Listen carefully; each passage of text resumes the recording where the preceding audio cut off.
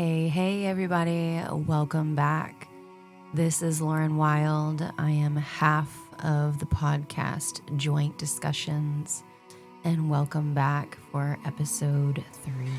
Episode 3 already. I know, it's so exciting. Yay! Yes. For our first few episodes, I'm always going to be thinking of like Star Wars. Like Star Wars Episode 3.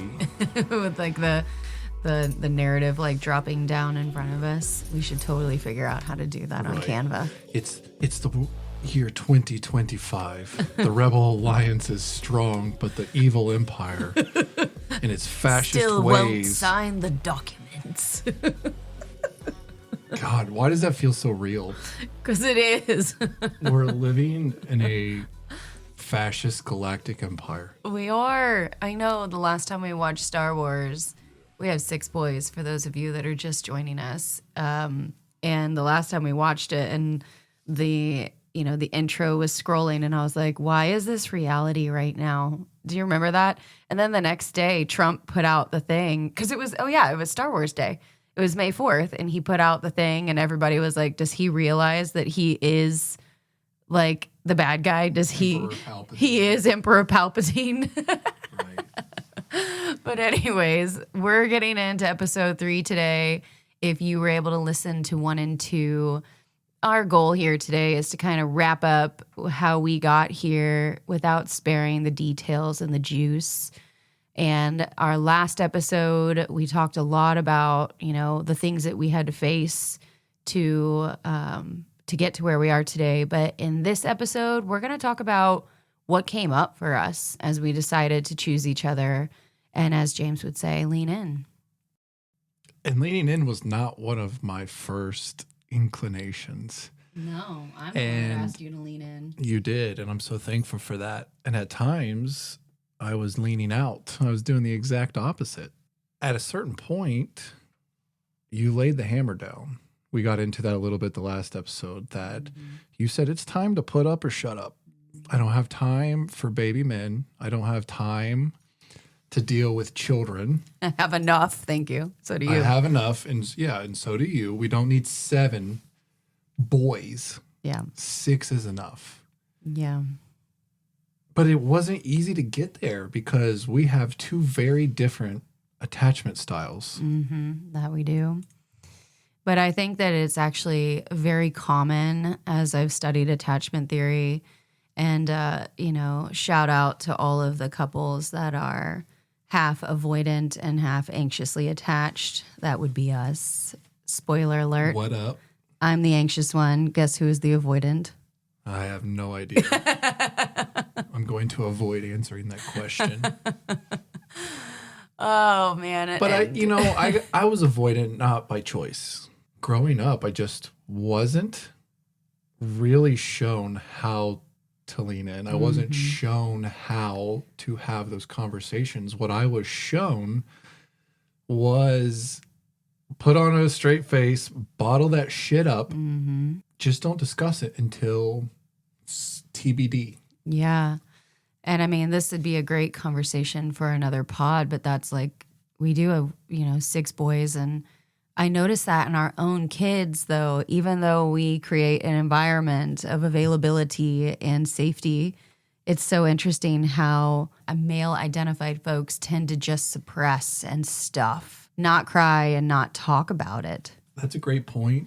That was really how it was for me and my brother. Just about 2 years younger than me, we were just never taught anything other than bottle it up, shove it down, pray about it, really. Just pray it away. Just pray it away. Pray away your anxiety. Pray away everything. Spoiler alert. No Did thanks. not work. Did not work. Oh, man. And later in life, I've done nothing but pay for that. We talked about when I was in college, I was a communications major. And so you'd be like, oh, was there you got public speaking 101, you've got written communication, etc. But there was never a communication about how to have conversations. It was about how to public speak. Yeah. Public speaking is very different than needing to have those intimate one-to-one face. Yeah, and what's interesting about attachment theory in general is that it's all about the relationship that you had with your caregiver growing up. Typically, what we do unconsciously in this theory again is that we unconsciously look for our parents and our partner to activate the part of us that is still trying to grow up and make that connection. So if you had a parent and it was the safest for you to avoid confronting and asking questions because they were avoidant, then that's the safety mechanism. But if you were a person that needed to fix everything and be perfect and perform in a certain way, you tend to be more anxious. And that is, largely, I think, a good amount of what our childhood was. So you unconsciously attract what you're trying to heal. Well, tell me more about your childhood then. What indicators and situations led you down the anxious attachment style? Yeah, that's a good question, a deep question. I actually made this connection with you this past year, and that is I have finally understood that my dad is avoidant. And that has just been such an interesting thing, experiencing being around you and my dad and how protective you are and realizing how much I crave that, like wanting to be protected. And then, I grew up in a home that was very emotionally volatile. Everything looked great on the outside. I mean, we were wealthy, we lived on the water, didn't want for much. But on the inside, emotions were very difficult to be able to have and have safety, especially as I got older. But I recognized very early that I needed to be the helper and that I was going to find my place in my home as a helper. And part of that help looked like regulating my own parents emotionally, attuning to their needs at a very young age. That's part of why I work in the psychic realms, is because I'm so attuned to, my parents' emotions that I was trying to not anger or upset, that I became so aware of everything all the time. It made me anxious. And you bring up a really good point, because I noticed this early in our relationship, that you were constantly checking in. You were constantly wanting a pulse on what was going on. Mm-hmm. And for me, that was really hard to deal with. Yeah. Honestly. Tell me more. It was hard to deal with without getting defensive. Yeah. It was hard to deal with without thinking that I did something wrong or that something was wrong, when the reality is that it's not necessarily that there's something wrong. You're just checking. It's like you're doing a barometer check of the environment. All the time. And you just constantly want that data. Mm-hmm. And like I said, it was hard for me to accept that, because I started taking it personally early on. I was remember. Like, what the fuck?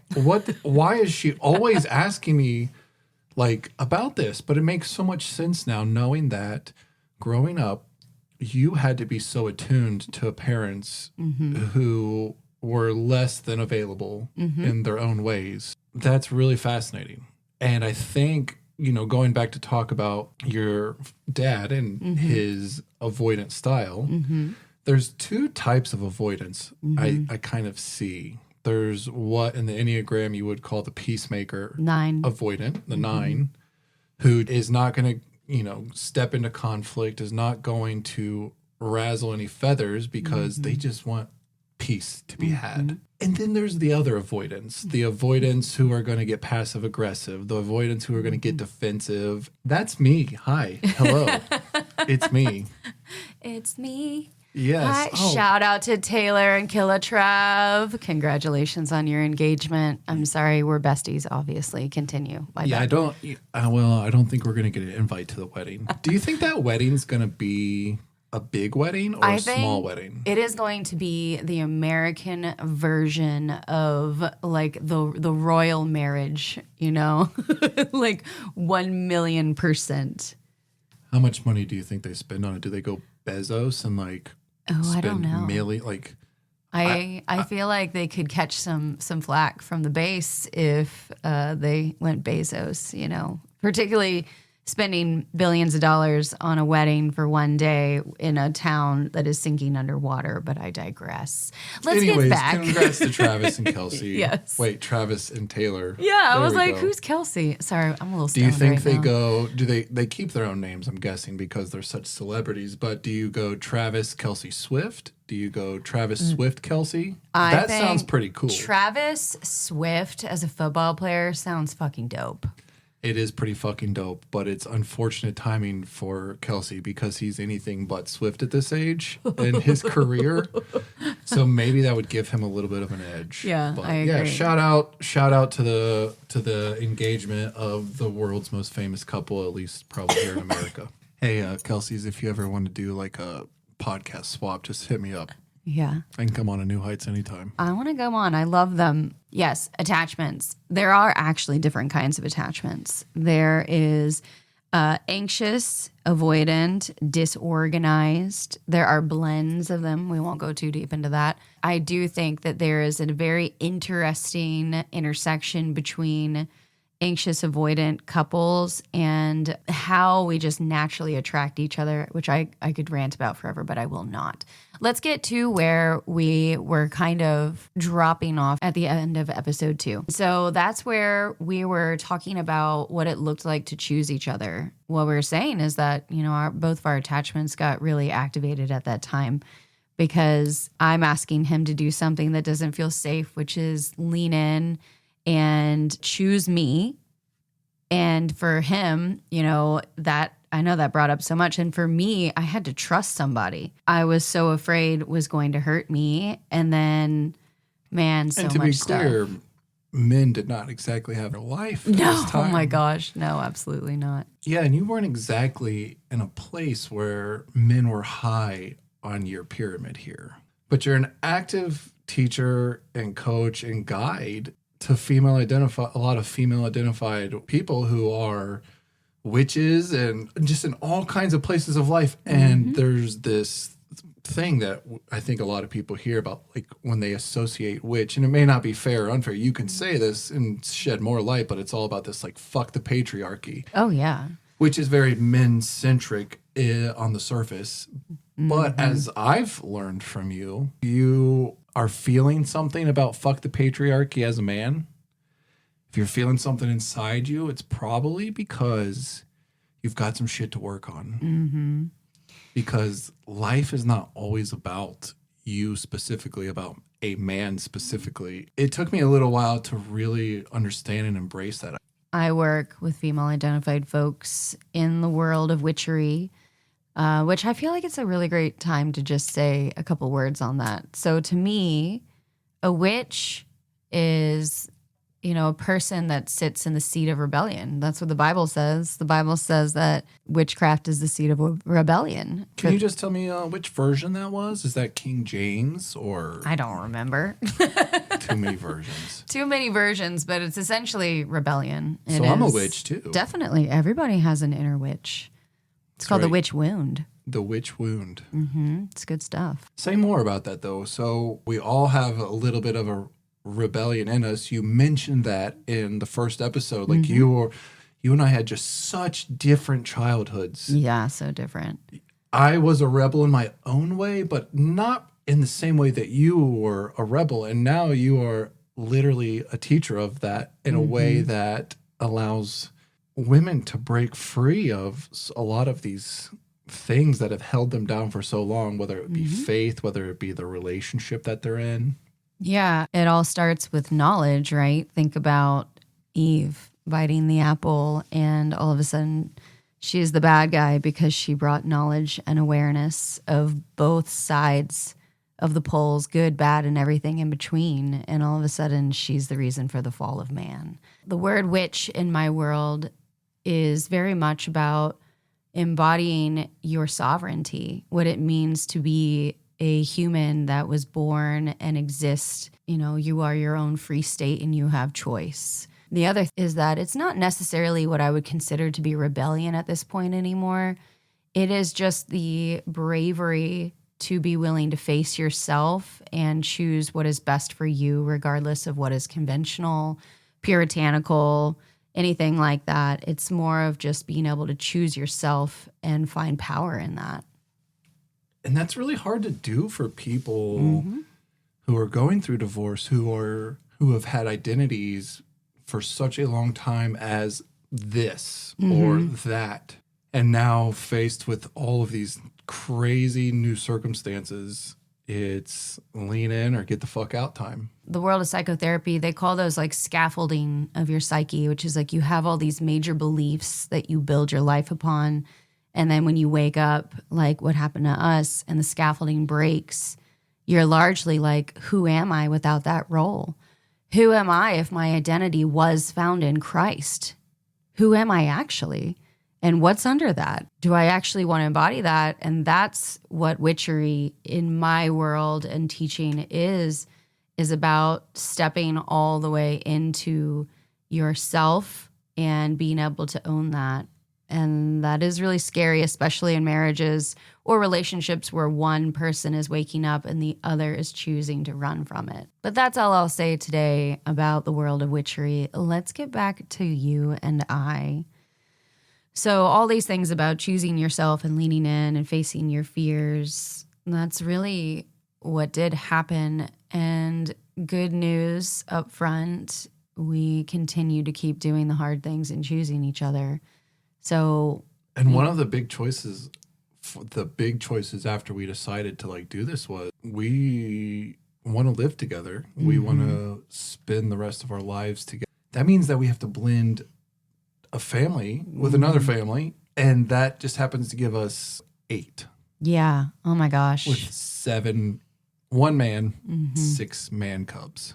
But they're boy cubs right now. They're pissing us off. Yeah, and also 2 boy cats. It's just me and the dog, Ruby, and we're the only female energy in our household. Pray for us. Light one up for us.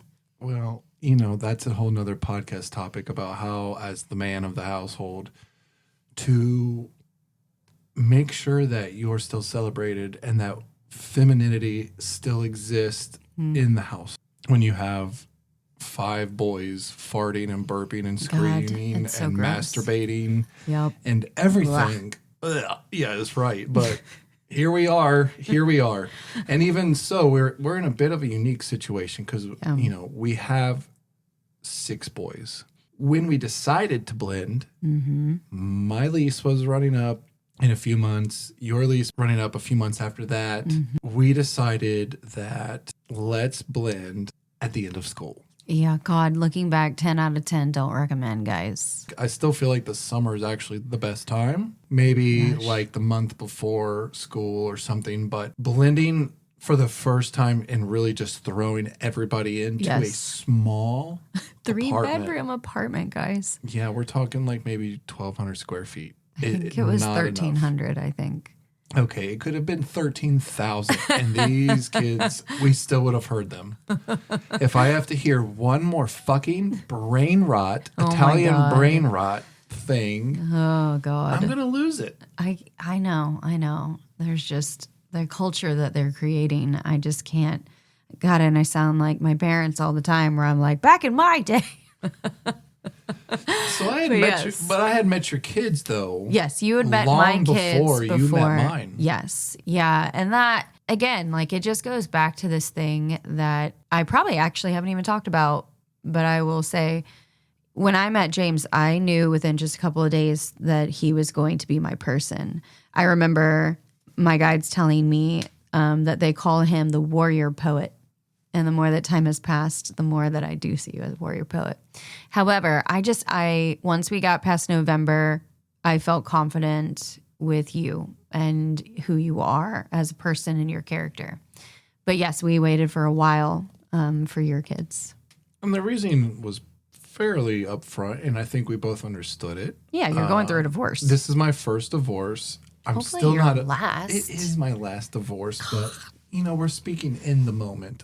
You've been divorced for several years at this point. And so your kid, it would be something that your kids were maybe a little more familiar with or ready for than where my biological children were at the time. Yeah, I don't know. One of them still to this day claims that he got us together. So, but that's like a good segue because this is something that was a very difficult part of your avoidance, is how your avoidance also started to mingle with your actual fear and anxiety. And it was hard for you to be able to pick me over protecting the feelings of your ex. And this came up a lot in those very beginning moments. I would love to hear you share with the audience about how you were able to navigate that. Bottom line up front. You love to hear me say that. I Bottom do. line up front. It's one of the best things I learned in the military. Just get to the fucking point. Yes, and then thank fill me in goddess. with the other filler later. Bottom line up front is I was choosing the emotional security of my ex-wife over anything else. Primarily speaking, your emotional security. It was layered in my mind with my young. I carried a lot of guilt and I carried a lot of shame about how I left. I had all of those deep-rooted Christian morals and values that I thought I had shoved way down, but I was just still only a few years past deconstructing and getting out of that. So when you have 30 plus years of religious trauma and experience, Yeah. it's going to take more than 2 or 3 years. It's going to take a long time. Triggers are triggers for a reason, and they won't ever go away. It's just how we learn to manage them. Oh, that's I want to say something about that really quickly. And that is, so for those of you guys listening, you know that I work in the world of female empowerment. To know, you're probably all thinking, Lauren, what the hell were you thinking? Like, did you just completely drop your boundaries and the thing that you guys have to hear is that all of these things triggered me so much, and I always challenged James, but we always were able to get through it through communication and addressing, the reality of things and taking responsibility. But you always leaned back in and fixed it. You were so good about acknowledging things instead of getting defensive and working all the way through it. And what that did is it actually started to heal me, that I could trust somebody, even if they weren't exactly the way that I needed them right at that moment. You were willing to look at yourself and you were willing to lean in and keep choosing me. And that was really difficult to do as somebody who's an avoidant. Because again, I had no experience, no memories to bank on, no notes that I had written from growing up about how to actually do that.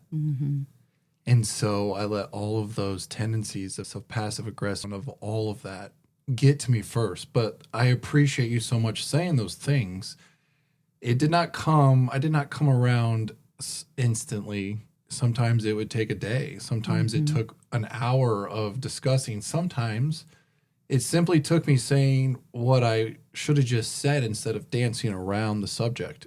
But again, it was because I was being too fragile with the emotional health of somebody that I'm moving on from. And that was really fucking hard for me. But I did choose to do that eventually. It came to a point where there's a new way forward, that there's a better way forward, that you do not have to live in incompatibility. So there really is no reason to protect something you're incompatible with. And it seems so simple and it seems like a no-brainer maybe for people listening. But when you are so deep into something and you're really working on rebuilding something like that, you have to get all the way down. I would say that still I'm not even there. I identify it a lot quicker. We get to the point a lot quicker in our conversations, right? Yeah, I would say that for any avoidance listening, the thing that James did that made me an anxious stay is that he always acknowledged, I'm trying to get all the way through this. I choose you. I'm not going anywhere. I love you.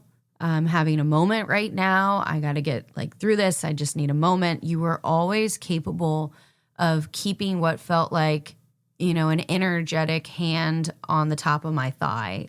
It's okay, but I just need you to give me a minute to work through this. And the through this is the part that's so triggering.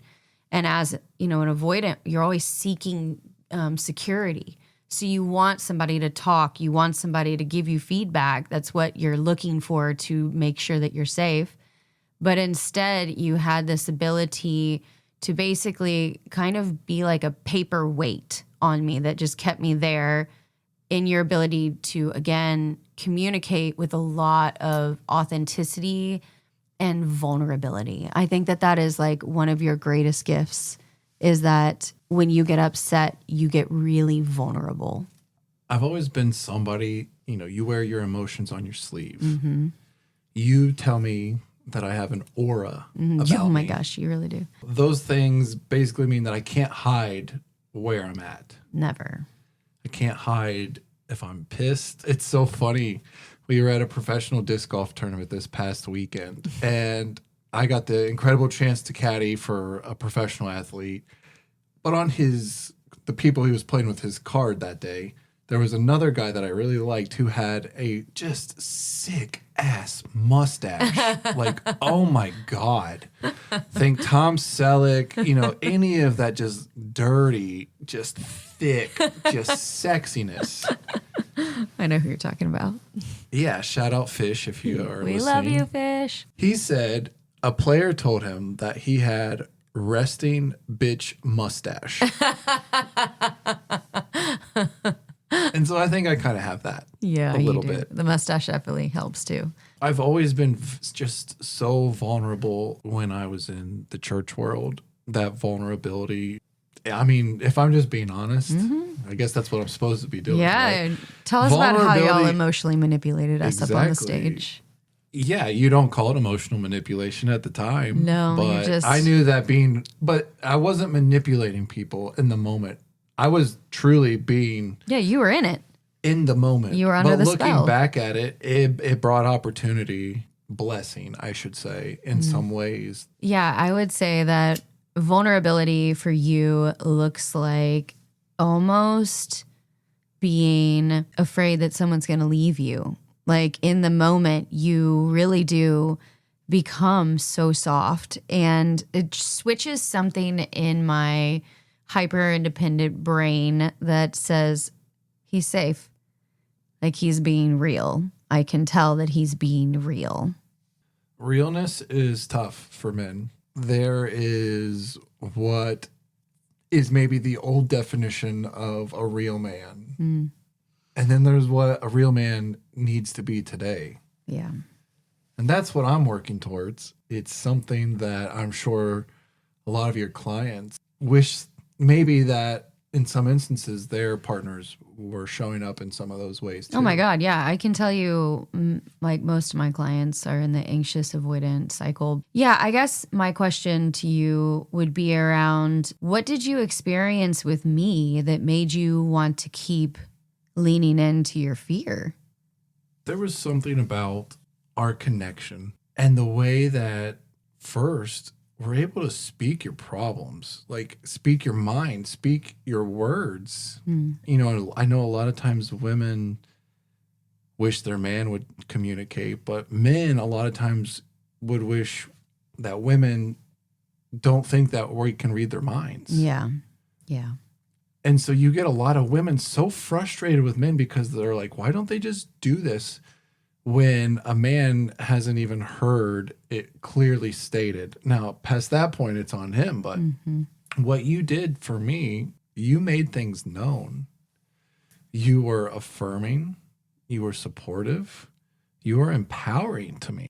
And when a man feels empowered, I can only speak from me. But when I feel empowered, I feel like I can fucking do anything. And so I knew that me and you could do anything that we wanted. We can do that coming from two crazy different lives, because at this age, we have clear goals. We have a clear vision board. We have clear ideals of what we want to do, where we want to be professionally, individually, professionally together, as parents, as a couple. And those are all things that we have to manage, but we feel so clear on that. And it feels so good. Yeah. Well, I love that. It fills my heart. I think that what you're talking about is compatibility. So often people mix chemistry and compatibility. And especially as they get older, I think when you're younger, you are expected to just kind of like, get married, make it work. You should know how it goes. But by your second and you're older, you're like a millennial in your 30s or 40s. Yeah, it's just not the same. So tell me more about this chemistry and compatibility thing. When you said that, it really made me think. Explain what having good chemistry versus good compatibility means in the long-term success of a relationship. So the goal is both, just a heads up. But chemistry is something that is actually biological when you meet someone. Like your actual hormones start to work and your mammal brain is like, mate, you know? But it has this wearing off effect that happens, again, even scientifically after even a year, that creates more security, but not as much excitement. Chemistry is a lot about truly what's happening inside of you and how you might be, you know, turned on or excited by somebody. But compatibility instead is where your values align, your visions for your life align, whether you want to have kids and how you want to raise them if you do align, your interests align. It's just like there's an ease to it. There's a relationality to it that has longevity, whereas chemistry is typically going to fade away after the excitement wears off. But I think what you just said, where you would ideally have both, Mm-hmm. the compatibility, you can have compatibility Mm-hmm. and it'd be boring. Oh my gosh. You can get yeah. stagnant because you have that same everything. Mm-hmm. Chemistry, I think when you say it fades, I think of it, and maybe you're thinking the same way, but like it comes and goes. Mm-hmm. The chemistry is always there, but there's ebbs and flows to that in the relationship, how things are going. And chemistry is what keeps the compatibility exciting. Yeah. Well, like this is a real good somatic in your body flag of something. And that is, you know, you're the only man that I've ever been with that I think keeps getting more and more sexy. Like you keep getting more irresistible to me and not less. And so I was actually telling my best friend Amanda this, where I'm like, yeah, I'm almost at a year and I'm not tired of him yet. I actually like him. Haven't had that happen yet. So you are that compatibility plus chemistry thing for me is that you actually get sexier as time goes on and you don't get less shiny. Sorry, you got me all hot and bothered now. Okay, let's go back. I feel like this joint hit us super hard, guys. So when we did decide to merge the kids this summer, it brought so much up to the surface because at the same time, backstory, James is still not divorced. I'm not, but we've been separated for over a year. Yeah, it's in the final stages. We know that we're really close, and Well, yeah, we live together. We know we're going to get married, all that shit. That's not what I meant. But I'm More of saying- like this past summer, you decided that you had to, you know, some things had to change in your agreement and it kind of blew some things up that put us back. Absolutely.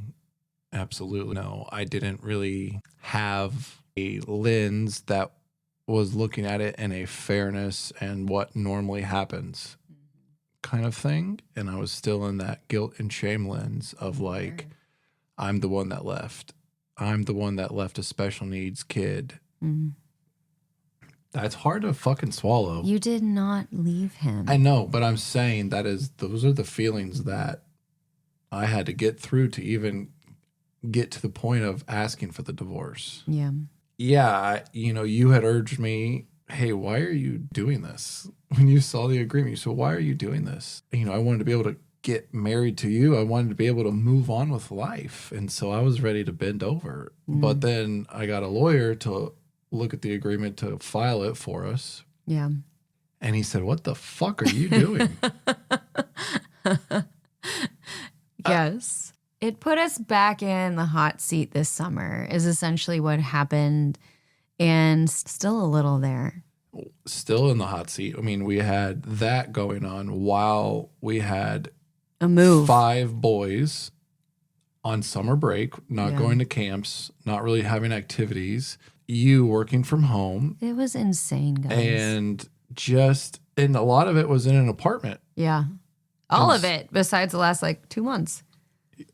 So it's been batshit fucking insane Yes. But over that, in this house, but we have done it because we are so aligned. yes. This was on our vision board. Yeah. We Getting knew. a house in this city so Yeah. that we could be close to all of our family. Yep. We did it. We manifested it. I We found really this did. fucking house. We really We did. found it and we went and reached out and got it. Because you leaned in. I mean, that's like the theme of my life. It's the theme of my transformation. Yeah. Your mantra. You've went as far to be like, James, you've got some experiences. You need to be a coach. And I was like, no, what if people don't like it? What if people don't think that's, and you said, you just need to do it. And I resisted. Just start. But you said that several times until I finally realized 9 to 5 corporate job I would never be happy with. Never would you.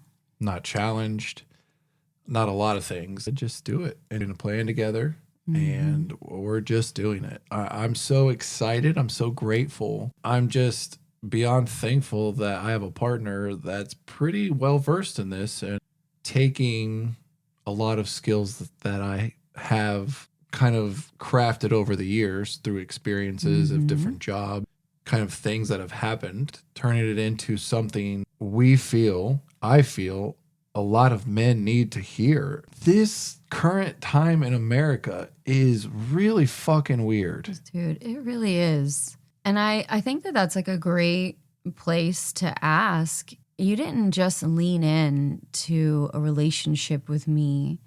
When I saw you really lean in, I saw you lean into yourself. I just happened to be the activator, the challenger, the coach, if you will.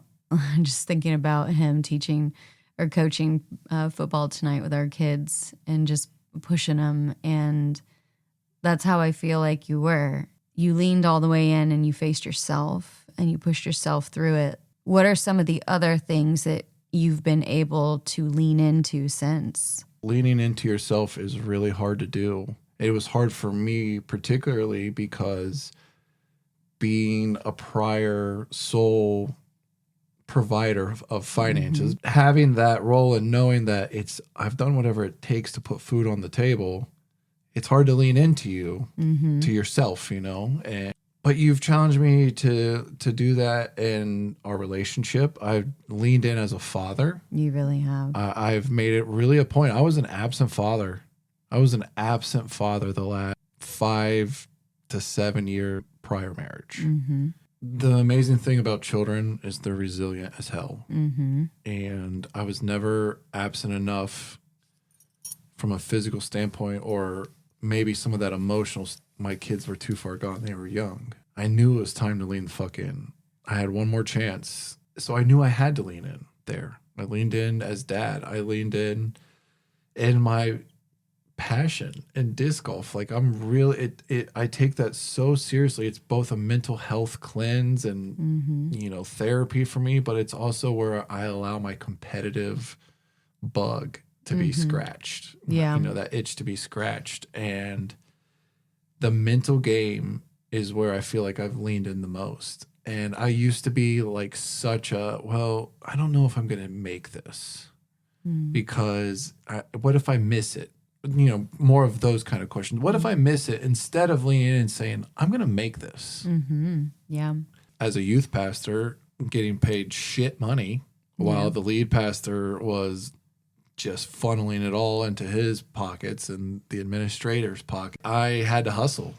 I DJ'd weddings. I officiated weddings. I reached out to be a life coach to these employees because I was like, hey, you employ college and high school kids. I can talk to them. Yeah.